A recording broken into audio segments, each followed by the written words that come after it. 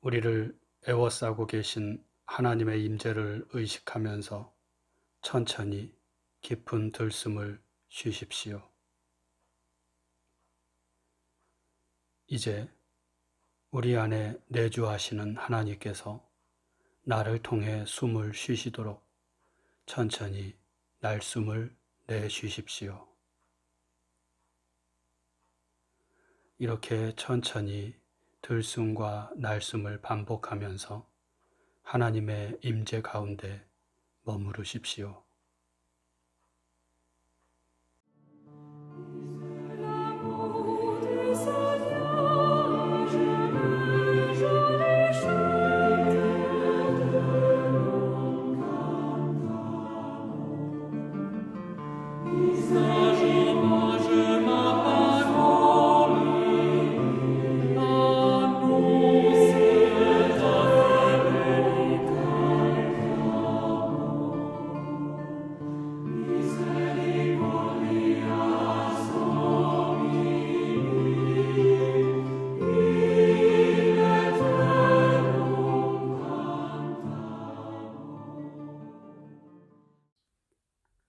오늘 우리에게 주시는 하나님 말씀은 누가복음 10장 38절에서 42절 말씀입니다.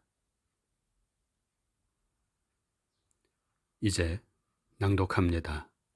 하나님 말씀에 경청하십시오. 그들이 길 갈 때에 예수께서 한 마을에 들어가심에 마르다라 이름하는 한 여자가 자기 집으로 영접하더라.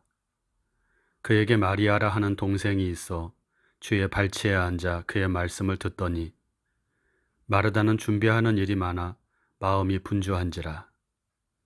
예수께 나아가 이르되 주여 내 동생이 나 혼자 일하게 두는 것을 생각하지 아니하시나이까. 그를 명하사 나를 도와주라 하소서. 주께서 대답하여 이르시되 마르다야 마르다야 내가 많은 일로 염려하고 근심하나 몇 가지만 하든지 혹은 한 가지만이라도 족하니라. 마리아는 이 좋은 편을 택하였으니 빼앗기지 아니하리라 하시니라. 주신 말씀을 잠시 묵상합니다.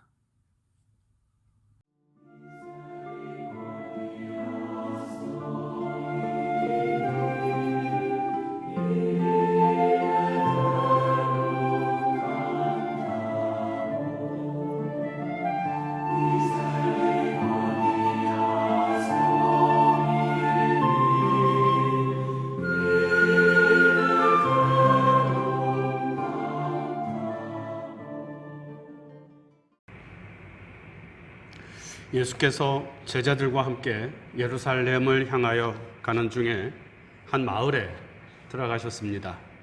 그 마을에는 평소 예수님을 잘 알고 있었던 자매가 살고 있었는데 언니의 이름은 마르다이고 동생의 이름은 마리아입니다. 언니 마르다는 예수께서 자기 마을에 오셨다는 소식을 듣고 나아가서 그 일행을 자기 집으로 모셔드렸습니다. 그리고 마르다는 예수 일행에게 좋은 것을 대접하기 위해 분주히 움직였습니다. 귀한 손님들을 잘 대접하기 위해 씻을 물도 준비하고 또 빵을 굽고 포도주를 꺼내오고 음식을 장만하기 위해 분주히 움직입니다. 몸이 10개라도 부족한 지경이었습니다. 오늘 성경에서는 마르다가 한 일을 디아코니아라고 말합니다. 봉사라는 뜻입니다. 마르다는 주님을 위해 봉사하는데 여념이 없었다는 말씀입니다. 그런데 동생 마리아는 언니가 바쁘게 음식들을 준비하는 것에는 아랑곳하지 않고 예수님의 발치에 앉아 오직 말씀을 듣는 것에 집중합니다. 이것은 영락없는 남성 제자의 모습입니다. 동생의 이런 행동을 본 마르다는 참다 못하여 예수께 말합니다. 주여, 내 동생이 나 혼자 일하게 두는 것을 생각하지 아니하시나이까? 그를 명하사 나를 도와주라 하소서. 마르다는 동생 마리아가 너무 철없이 행동하고 있다고 생각을 한 것입니다. 당시 유대 사회에서 스승으로부터 가르침을 받는 제자는 남자에게만 허락된 일이었습니다.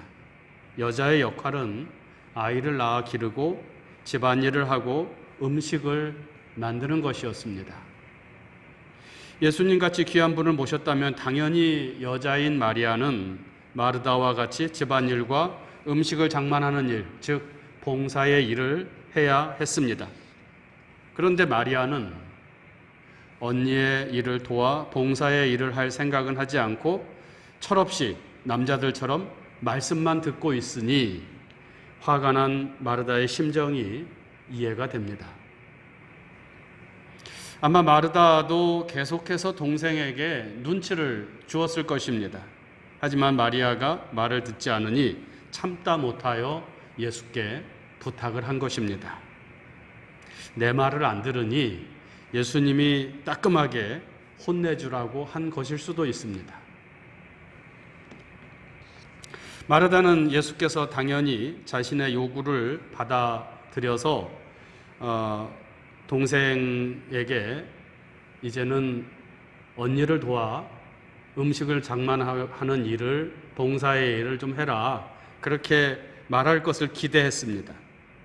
하지만 마르다의 이러한 기대는 이후 예수님의 말씀에서 깨어져 버립니다. 41절, 42절. 주께서 대답하여 이르시되 마르다야 마르다야 내가 많은 일로 염려하고 근심하나 몇 가지만 하든지 혹 한 가지만이라도 족하니라. 공동 번역에는 필요한 것은 한 가지뿐이다, 그렇게 말씀합니다. 일단 예수님의 이 말씀은 너무 많은 음식을 준비하기 위해 바쁘게 움직이지 말고 한 가지 음식만 준비하라 하는 것으로 보입니다. 하지만 뒤 이어지는 말씀, 마리아는 이 좋은 편을 택하였으니 빼앗기지 아니하리라. 이것을 생각해 보면 이 말씀은 단지 음식의 종류를 말하는 것이 아니라 예수를 따르는 데 있어서 가장 중요한 것이 무엇인지에 대한 말씀이라고 할 수 있겠습니다. 그것이 무엇일까요? 마리아처럼 주님의 말씀에 귀 기울여 듣는 것입니다. 여러분은 어떻게 생각하십니까? 물론 예수님 말씀이니 아멘으로 받아들이고 봉사하는 일보다 말씀을 듣는 것이 더 중요하다고 생각할 수 있겠지만, 그렇게 생각하기에는, 그렇게 이해하기에는 뭔가 찜찜하고 좀 불편한 마음이 들지는 않으십니까? 우리는 예수의 뒤를 따르고 하나님의 뜻을 이루기 위해 교회로 모입니다. 그런데 교회 생활은 말씀을 듣고 기도하는 것만이 아니라 봉사의 일도 있습니다. 청소도 해야 하고요. 요즘은 어려워졌지만 공동 식사도 준비해야 합니다. 뿐만 아니라 어려운 이웃을 돕는 일도 해야 하고 물질적인 헌신도 있어야 합니다. 그런데 만약 모든 교인들이 말씀을 듣는 일에만 집중하고 나머지 봉사하는 일에는 신경 쓰지 않는다면 어떤 일이 벌어지겠습니까?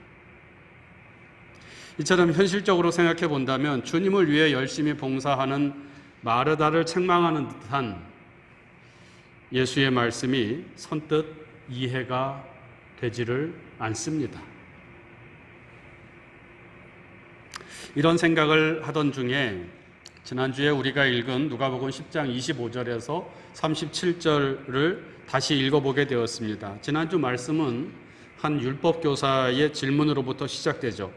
선생님, 내가 무엇을 하여야 영생을 얻을 수 있습니까? 이에 대한 대답은 무엇입니까? 내 마음을 다하고 목숨을 다하며 힘을 다하며 뜻을 다하여 주 너의 하나님을 사랑하고 또한 내 이웃을 내 몸과 같이 사랑하라입니다. 하나님 사랑과 이웃 사랑이 영생의 길이라는 말씀이죠. 그런데 누가는 이웃 사랑의 사례에 대한 예수의 말씀을 먼저 소개했습니다. 선한 사마리아인의 비유가 그것입니다. 그리고 나서 오늘 말씀이 나옵니다. 그렇다면 오늘 말씀의 주제는 하나님 사랑이 될 것입니다. 어떻게 하는 것이 하나님을 사랑하는 것일까에 대한 대답으로 마리아와 마르다 이야기가 소개되고 있는 것입니다. 또 하나, 이렇게 하나님 사랑에 대한 한 사례를 소개하는 오늘 말씀에서 주인공은 누굴까요? 마리아일까요? 예수님일까요? 아닙니다. 마르다입니다. 즉 오늘 말씀은 마르다를 통해서 하나님 사랑에 대해서 혹은 주님을 따르는 삶에 대해 우리에게 말씀하고 있는 것입니다. 동생 마리아는 주님을 섬기고자 하는 마르다의 부족한 부분을 드러내기 위한 하나의 소재로서 등장합니다. 하나님을 사랑하는 것이 예수를 사랑하는 것이고 그것은 구체적으로 예수를 위해 봉사하는 것으로 나타날 수 있습니다. 누가는 이 일의 모범으로 마르다라는 여자를 소개하고 있는데 마르다는 초대교회의 당시의 교인들, 특히 여성 교인을 대표하는 인물입니다. 초대교회 교인들은 하나님을 사랑하는 것은 곧 예수를 사랑하는 것이고 그것은 예수를 영접하고 예수께 봉사하는 것이라고 믿은 것입니다. 그래서 열심히 일을 했습니다. 교회에서 꾸준히 일을 다 감당하기도 하고 교회의 여러 가지 선교 사업에 적극적으로 참여하기도 하고 어려운 이들을 돕는 구제 사업에도 돈을 바치고 몸을 바쳐 충성을 다했습니다. 교인들은 마르다처럼 주의 일을 행함에 있어 몸이 10개라도 부족했을 것입니다. 그런데 누가는 이러한 교인들의 열심을 보면서 한 가지 부족한 것을 발견한 것 같습니다. 그리고 이것을 예수의 말씀을 통하여 깨닫게 하고 싶어 했습니다. 그것이 무엇일까요? 저는 오늘 말씀을 읽으면서 40절에 마르다는 준비하는 일이 많아 마음이 분주한지라 이 말씀을 묵상하였습니다. 마르다는 주님을 자기 집에 영접하였고 예수를 위해 자신이 할 수 있는 모든 것으로 봉사했습니다. 좋은 일입니다. 그러나 마음이 분주했습니다. 분주하다는 헬라말로 페리에스파토라고 하는데요. 이 말은 지나치게 바쁘다라는 뜻도 있지만 끌려다니다라는 뜻을 함께 가지고 있다고 합니다. 이렇게 보면 마르다는 주님을 위해 많은 일들을 하고 있었지만 그 일들로 인해서 주님을 기쁘게 하는 그 목적을 달성하기보다는 그 일들에 끌려다닌 것입니다. 돈에 끌려다니면 돈을 벌 수 없다는 말이 있듯이 어떤 일에 끌려다니면 그 일을 통해 이루고자 하는 목적을 이룰 수 없는 경우가 많습니다. 어찌 보면 바쁘다는 것도 생활의 질서가 없고 주변 조건들과 일에 끌려다님으로 인해서 생겨나는 것 같습니다. 마르다는 여러 가지 일들, 그것이 주님을 위한 일들이었다고 할지라도 그 여러 가지 일들에 끌려다녔습니다. 그래서 바쁘기는 한데 나중에는 자신이 왜 바쁜지, 왜 바빠야 하는지를 잊어버린 것 같아요. 예수를 위해 일하는데 정작 예수는 잃어버린 상태라고나 할까요? 그 결과 사랑하는 주님을 위한 봉사가 기쁨이 넘치고 소망이 있는 모습이 아니라 염려와 근심에 지배당하게 된 것입니다. 41절. 네가 많은 일로 염려하고 근심하나. 염려와 근심은 원망과 불평에 의해서 나타나는 감정들입니다. 그리고 이 원망과 불평은 그 사람이 주님과 현재 멀어져 있다는 것을 나타내 줍니다. 거꾸로 정리해 보면 주님과 멀어지면 원망과 불평이 올라옵니다. 이 원망과 불평은 염려와 근심으로 나타나고 이로 인해 여러 가지 일들의 주변 조건에 끌려다니고 휘둘리는 그런 삶이 되어집니다. 오늘 여러분은 어떻습니까? 어떻게 살고 계십니까? 원망과 불평으로 무언가에 끌려다니고 있지는 않습니까? 아니면 기쁨과 확신을 가지고 목표를 향해 힘차게 달려나가고 있습니까? 우리가 우리 인생을 그리고 예수를 섬기는 삶을 기쁨으로 담대하게 살아가는 길은 무엇일까요? 찬송을 부르며 십자가의 길을 걸어갈 수 있는 비결은 어디에 있을까요?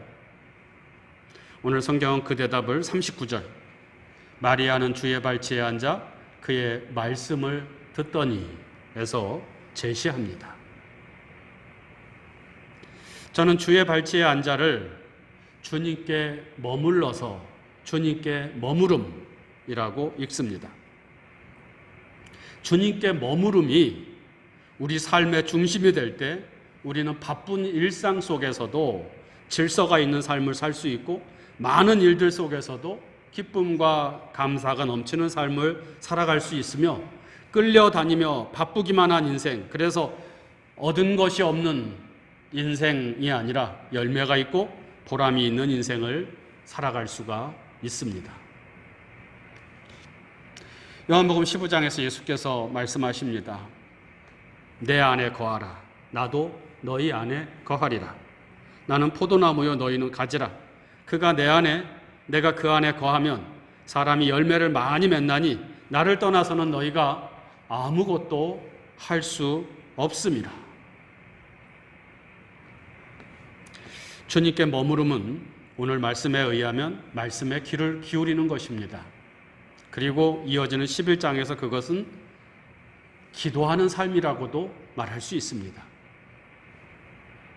사실 기도하는 것도 알고 보면 주님의 음성에 귀를 기울이는 것이니 주님께 머무른다는 것은 내 생각, 내 계획, 내 열심을 내려놓고 주님의 음성에 먼저 귀를 기울이는 것이라고 하겠습니다. 오늘을 살아가는 우리는 늘 분주함 속에 살아갑니다. 때로는 바쁘지 않으면 뭔가 잘못된 것처럼 여기기도 합니다. 예수를 믿고 따르는 우리도 예수를 위해 많은 일들을 해야 한다는 강박관념에 사로잡혀 있습니다. 마르다는 준비하는 일이 많아 마음이 분주한지라.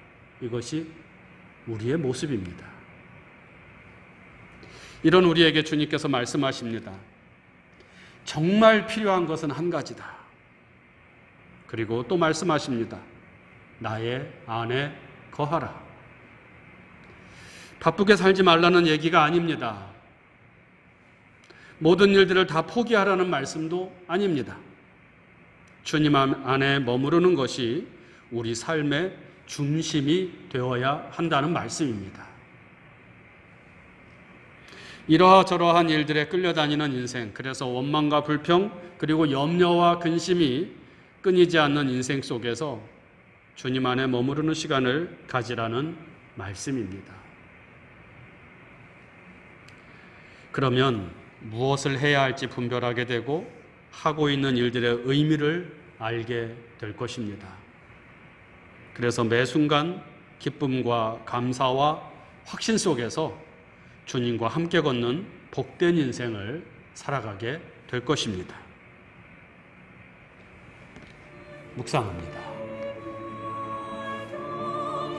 바쁜 일상을 살아가는 우리에게 주님께서 말씀하십니다.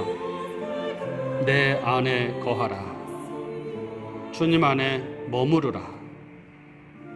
주님의 음성에 귀를 기울이고 지금 내 삶의 중심이 무엇인지 깊이 묵상합시다. 나는 무엇을 위해 살아가고 있습니까?